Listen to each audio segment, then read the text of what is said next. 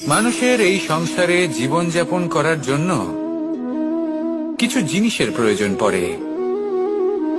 এমন কিছু আবেগ, এমন কিছু বস্তু আছে যেগুলো তার প্রয়োজন হয়। কিন্তু সবথেকে বেশি যে জিনিসটা তার প্রয়োজন হয় সেটা হলো সম্মানের। আমাদের ভালো লাগে যখন কেউ আমাদের সম্মান করে। আমরা কাউকে সম্মান করলে তারও সেটা ভালো লাগে। কিন্তু আপনি দেখবেন যে সংসারে বেশিরভাগ মানুষ দুটি মাপদণ্ডের ভিত্তিতে সম্মান করেন, হয় বয়স দেখে করেন বা উপার্জন দেখে, অর্থাৎ সেই ব্যক্তি কতটা উপার্জন করেন। এবার ভেবে দেখুন, এটা আবশ্যক নয় কারোর বয়স যদি বেশি হয় তার বুদ্ধিও ততটাই বেশি হবে।